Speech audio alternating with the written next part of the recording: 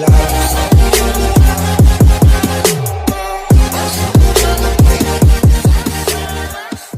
Morning all of you. I am Deepak Dilod from Sanskar valley public school Patwapar Rohtak. आज की जो हमारी क्लास है वो +1 आर्ट की क्लास है फिजिकल एजुकेशन की। उसमें जो हमारा टॉपिक है कंपोनेंट्स ऑफ फिजिकल एजुकेशन, यानी कि शारीरिक पुष्टि के घटक।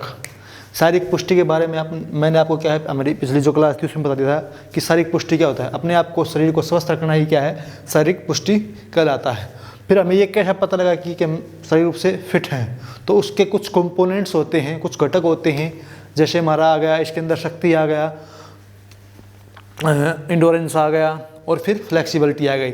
ये 3-4 जो चीज़ें होती हैं, इसी के अंदर यदि हमारे अंदर ये पूर्ण रूप से होंगी तो क्या है, वो व्यक्ति क्या है, शारीरिक रूप से फिट होगा। तो सबसे पहले जो हमारा शारीरिक पुष्टि के घटक में आता है, कंपोनेंट्स में आता है फिजिकल फिटनेस में, वो आता हमारा शक्ति।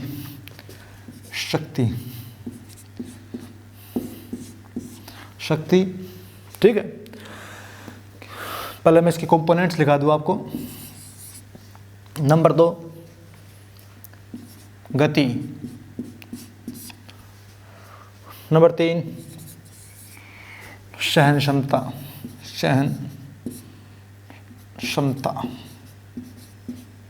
नंबर 4 लचकता। ठीक है। कौन कौन से घटक हमारे शारीरिक पुष्टि के? शक्ति है, गति है, सहन क्षमता है, लचकता है। तो सबसे पहले हम पढ़ेंगे शक्ति की। शक्ति क्या होती है? शक्ति के बारे में, शक्ति अर्थात ताकत। हमारी ताकत क्या होती है? किसी भी कार्य करने के लिए हमारे शरीर में बल या ताकत क्या होती है, उसको क्या बोलते हैं? शक्ति कहते हैं। तो इसकी डेफिनेशन है, मानव शरीर में जो मांसपेशियाँ होती हैं या मांसपेशियों का जो समूह होता है, उसके द्वारा कार्य करने की जो क्षमता होती है, उसको क्या बोलते हैं? शक्ति कहते हैं। मानव शरीर में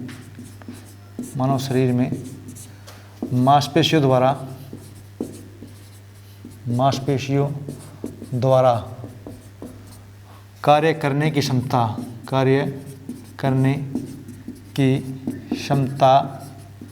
क्या कहलाती है? शक्ति कहलाती है। यानी जो हमारा जो शक्ति होती है वो मानव शरीर में मांसपेशियों द्वारा कार्य करने की क्षमता को क्या बोलते हैं? शक्ति बोलते हैं। ठीक है। फिर शक्ति कितने प्रकार की होती है, ये मैं आपको कराऊंगा। जो शक्ति होती है हमारी, वो भी क्या है? 2 प्रकार की होती है। शक्ति कितने प्रकार होते हैं? शक्ति के 2 प्रकार होते हैं इसके। डायनामिक,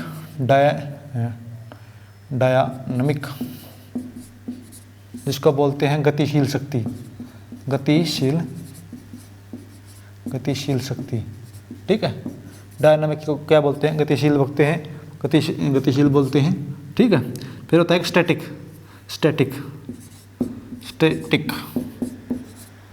ठीक है। इसको बोलते हैं स्थिर शक्ति। क्या बोलते हैं? स्थिर शक्ति। अच्छा, जो शक्ति होती है ना, उसको किस में मापते हैं? पाउंड्स या डाइन्स में मापते हैं। किस में मापते हैं? जो शक्ति होती है हमारी, उसको शक्ति किस में मापते हैं? शक्ति को पाउंड्स या डाइन्स में मापते हैं, ठीक है। अब डायनेमिक शक्ति क्या होती है? डायनेमिक यानी गतिशील शक्ति। गतिशील शक्ति जो होती है, जो शक्ति हम लगा रहे हैं, क्या है? जो शक्ति हम लगा रहे हैं किसी भी कार्य करने में, वो क्या है? गति करती हुई हमें क्या है? दिखाई देती है। जो शक्ति हम किसी कार्य को करने में लगा रहे हैं और वो शक्ति में क्या है? दिखाई दे रही है, यानी कि क्या प्रत्यक्ष रूप से हमें क्या है? दिखाई दे रही है, वो हमारी क्या है? गतिशील शक्ति के अंदर आती है। इसको क्या बोलते हैं? गतिशील शक्ति को आइसोटोनिक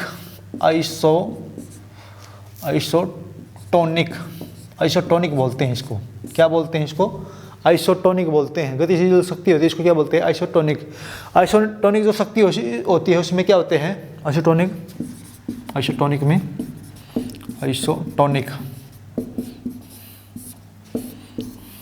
जो हम कार्य करते हैं ये जो हमारे जो मांसपेशियों द्वारा जो बल लगा जा रहा है, हमारी मांसपेशियों के द्वारा किसी भी किसी भी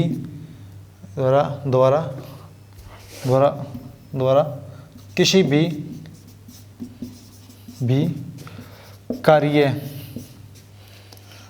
पर लगाए गए बल या ताकतें प्रत्यक्ष रूप से हमें क्या है दिखाई देती है, प्रत्यक्ष रूप से दिखाई दे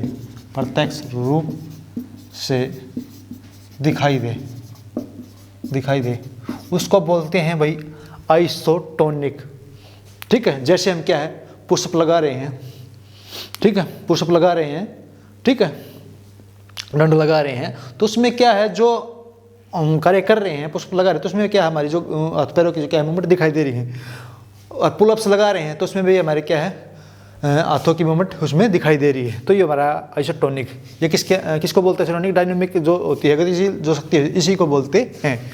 फिर जो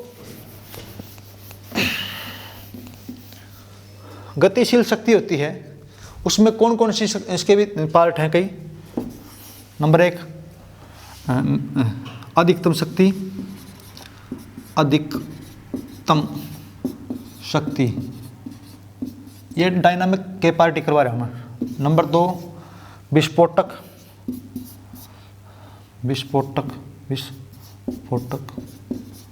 शक्ति। नंबर 3 शक्ति सहन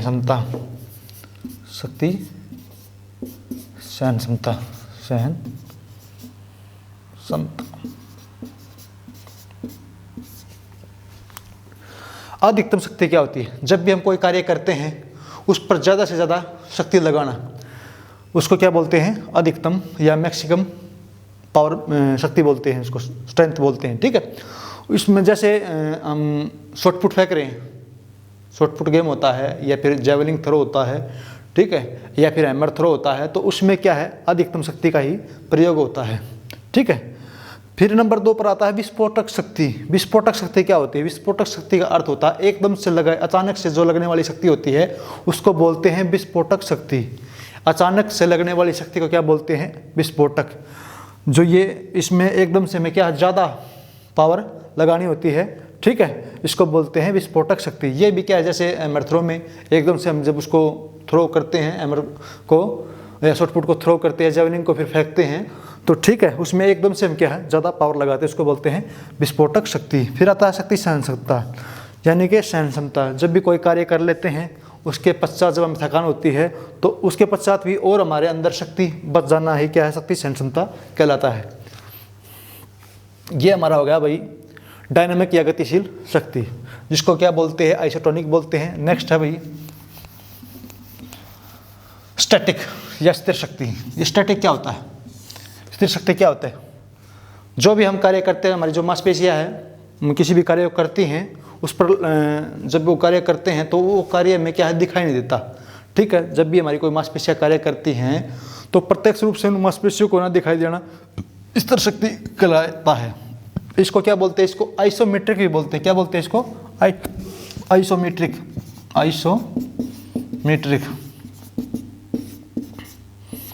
आइसोमेट्रिक यानी कि जब भी हम किसी कार्य को करते हैं तो वो प्रत्यक्ष रूप से दिखाई देता है। जैसे क्या है, अब मैं ये दीवार है या ब्लैक बोर्ड है, इस पर क्या फोर्स लगा रहा हूँ, ठीक है, तो इसमें हमारी फोर्स तो लग रही है, क्या फिर क्या हमें दिखाई नहीं देती। इसी तरह कोई मैच होता है, उस पर हम जब हाथ रखते हैं उसकी पावर लगाते हैं, ठीक है, तो हमारी शक्ति तो लग रही है लेकिन क्या वो दिखाई नहीं देती, तो वो क्या है आइसोमेट्रिक में आता है। इसके पश्चात हमारा जो नेक्स्ट कंपोनेंट्स है वो है भाई गति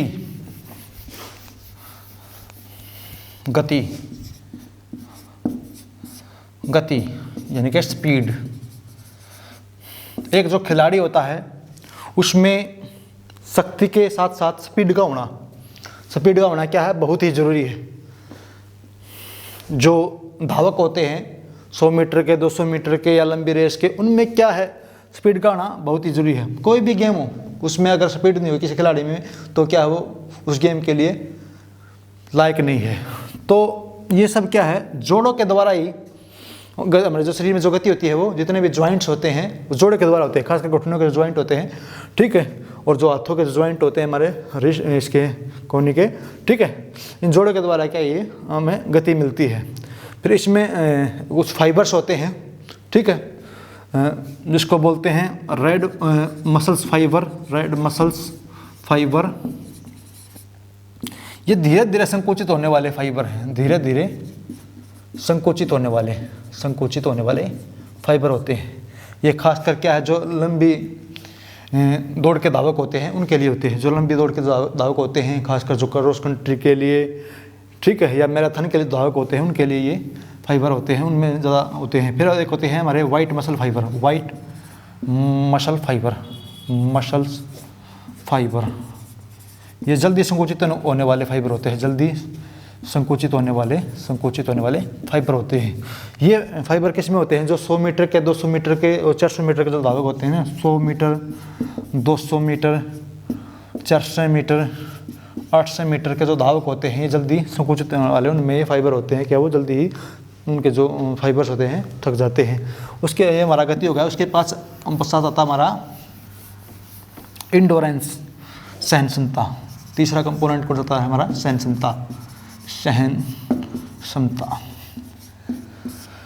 क्षमता क्या होता है, इसको क्या बोलते हैं, इंडोरेंस ही बोलते हैं। कोई भी खिलाड़ी होता है, यदि उसमें इंडोरेंस नहीं होगा तो उस गेम को क्या है, जल्दी समय तक नहीं खेल पाएगा। तो सबसे पहले कि किसी भी खिलाड़ी को एक अच्छा खिलाड़ी बनाने के लिए उसकी फिजिकल फिटनेस करने के लिए पहले उसका फिजिकल फिट कराया जाता है, फिर उसमें इंडोरेंस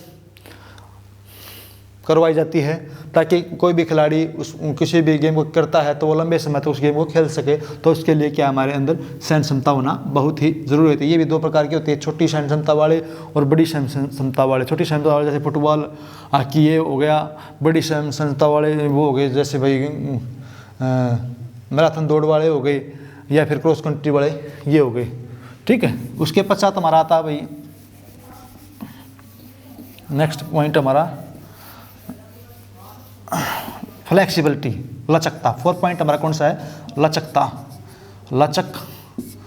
जिसको क्या बोलते हैं, फ्लेक्सिबिलिटी बोलते हैं। फ्लेक्स इंग्लिश में बोलते हैं फ्लेक्सिबिलिटी, ठीक है। अगर किसी भी खिलाड़ी में कोई लचकता नहीं होगी तो क्या वो खिलाड़ी पूर्ण रूप से फिट नहीं होगा। तो आम मनुष्य में भी क्या है, लचकता का होना बहुत ही ज़रूरी है, क्योंकि खिलाड़ी में अगर लचकता नहीं होगी तो वो क्या है, पूर्ण रूप से उस गेम को नहीं कर सकेगा, और वो क्या है, वो जल्दी ही चोट का शिकार हो जाएगा। क्या जल्दी वो चोट का शिकार हो जाएगा। लचकता भी कितने प्रकार की होती है, लचकता भी 2 प्रकार की होती है, एक होती है सक्रिय, एक असक्रिय। लचकता कितने प्रकार की होती है, 2 प्रकार की होती है, सक्रिय और अशक्रिय, ठीक है। सक्रिय लचकता में क्या होता है, जो सक्रिय लचकता होती है इसमें क्या है, अन्य व्यक्ति की अवस्था होती है। इसमें होता है, इसमें अन्य व्यक्ति की अवस्था पड़ती है। अक्रिय में क्या होता है, अन्य व्यक्ति की अवस्था नहीं पड़ती।